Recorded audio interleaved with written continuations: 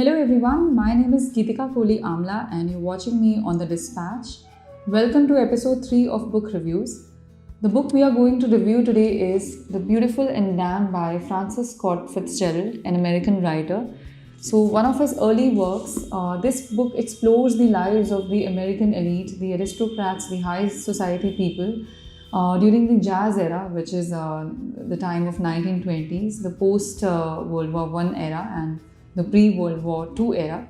So this book examines the ideas of lust for money and obsession with the self, morality in marriage, and the case for work. Why should people work, whether they should work or not?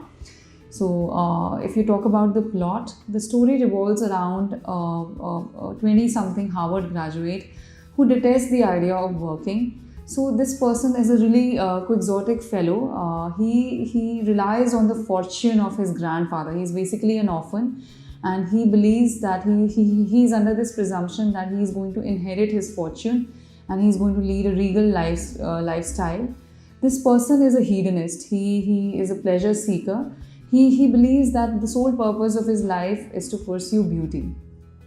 So now what really happens is that in this kind of pursuit, he is enchanted by a beautiful girl who he pursues and woos and later courts and gets married to. And this woman, this woman shares his passion for luxury and an extravagant lifestyle.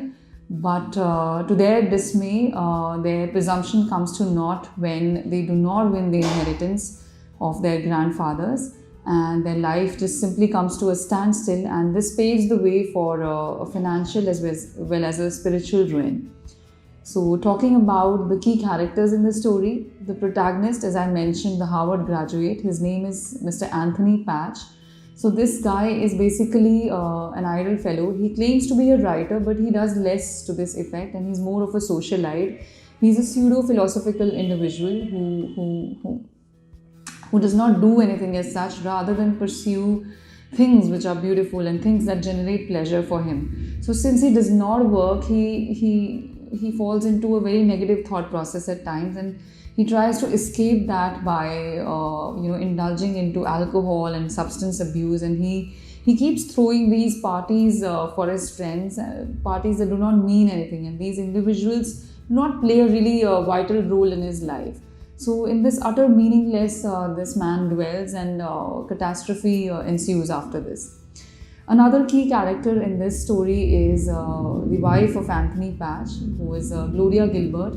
Now, Gloria is extremely beautiful, and she's a dancer, a socialite like him. She's an individual who's considered really charming, and she draws attention wherever she goes.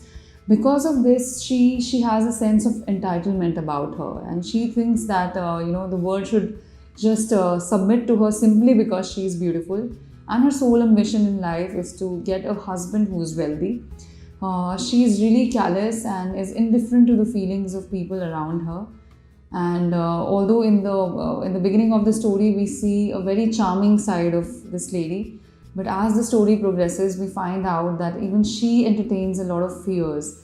Like Anthony, she does not like to face reality, and she keeps denying her present. She lives in the past, and she is somebody who cannot accept the idea of getting old. She's not able to imagine a future in which she is an old woman and her beauty has faded. Other characters are Richard Caramel and Maury Noble, friends of Anthony's. Richard Caramel is Gloria Gilbert's cousin. He's the man behind introducing Anthony with Gloria. So he is a writer from the student days, and he writes a book called The Demon Lover, which wins a lot of critical acclaim. But gradually he starts writing trash just to become popular, and he gains a lot of commercial success. And then there is this guy Maury Noble, who is another friend of a pseudo-intellectual friend of Anthony's, who, having satisfied his wanderlust after obtaining an education, he settles into life and turns out to be really wealthy and rich. So this affluent friend of Anthony's, what he does after Anthony falls into decadence is that he rejects him and he gives him a cold shoulder. And the other friend, Richard Caramel, although he entertains him, and since he's Gloria's cousin. He meets him, and he it's not like he's giving him a cold shoulder and not even entertaining him, but he detests Anthony to the core, and he rejects his lack of responsibility. He's not standing up for his wife, not providing for her, and he rejects the moral stance that Anthony has taken of late.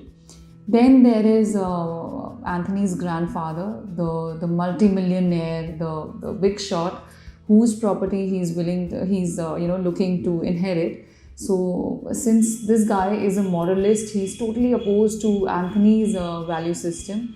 Uh, he once sees Anthony fall into deterioration, and he sees Anthony fall into the rut of alcoholism and always shirking responsibility. So this is what leads him to not giving him his providing for him in his will. And then there is this person, Mr. Shuttleworth, who works for Adam Patch, and he is the person who wins the inheritance in place of Anthony.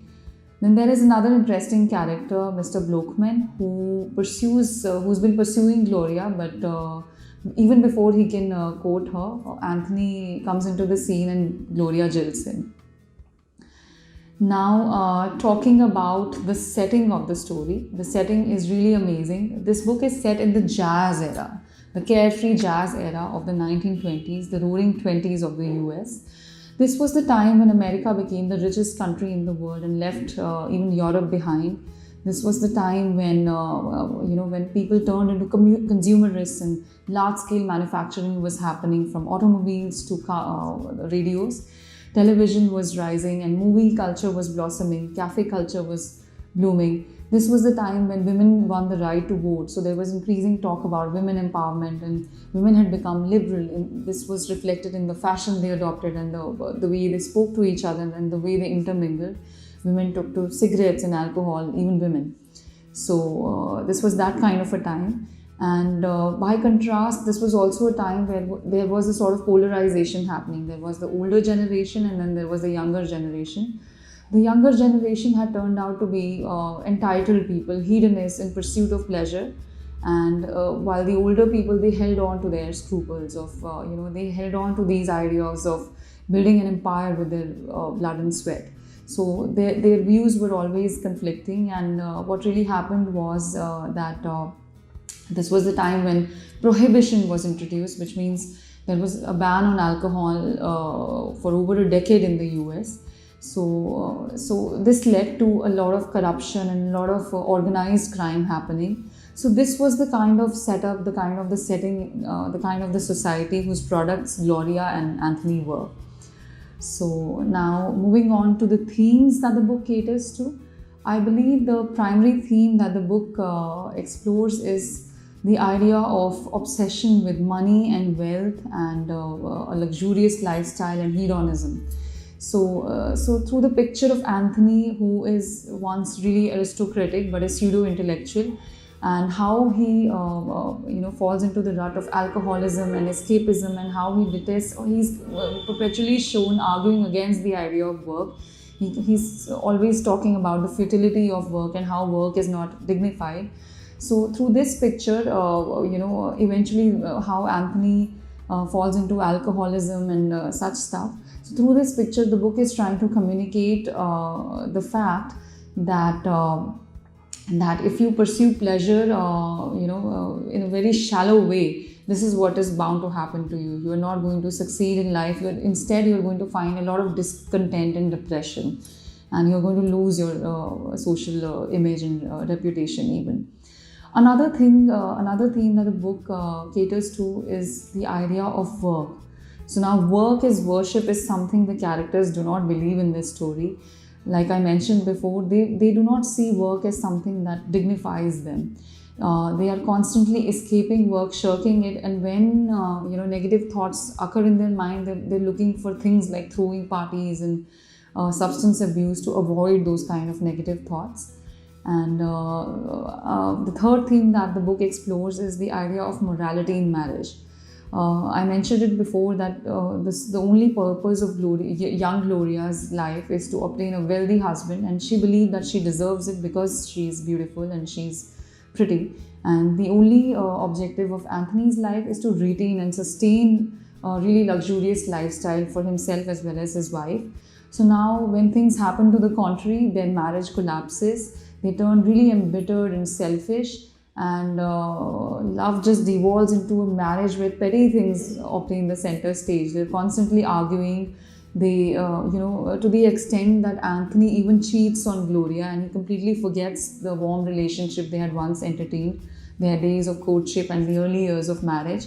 And Gloria, what she does is she abandons an unhealthy and alcoholic, mentally unstable Anthony, and he leaves him to himself. So this book is really wonderful in exploring the idea of love, how once a selfless love devolves into a marriage that is, such kind of a marriage where pettiness and selfishness, they take the spotlight and not warmth and selflessness.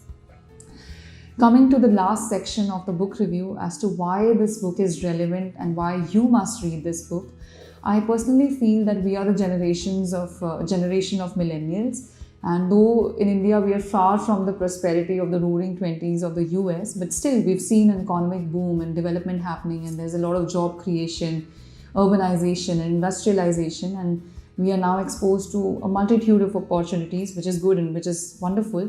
But the flip side is that we as a generation are emerging to be really impulsive people. We act on an impulse. We have a sense of entitlement about us. For example, our parents, they never contested the idea of going to their government office, riding a two-wheeler. It never bothered them that the paint on the walls was peeled and they did not have proper washrooms in place. But we get scared thinking of going to our offices, we cannot go to an office riding a two-wheeler. We detest the idea of going to a workplace without any glass doors or abundance of lights. So we are entitled in that way, and we are a generation who have turned out to be consumerists. We believe in acquiring things. We are also people who lead second-hand lives. We are people who are constantly looking for others' approval. We do not delve deep into ourselves as to what matters to us. We're always looking to create an image of ourselves which is larger than life, thanks to social media. So this is a book that is going to challenge this modern belief of yours. It also challenges your these days as Indians, we are aping the West blindly. So this is going to challenge that idea also. And I really like this book because this book kind of wakens the empath and the doer in you. And I also believe that this book will help you narrow the generation gap that is so visible to you, that generation gap you feel with your parents and your grandparents. So if you read this book, you will be exposed to their value system versus yours, and you will be able to objectively examine the differences, why they behave in that way and why they say that savings are important, and the physical life is not as important as growing spiritually. So with this, I leave you here, and I hope that you are going to read this book. So whatever your views and opinions, please do not forget to share them with me.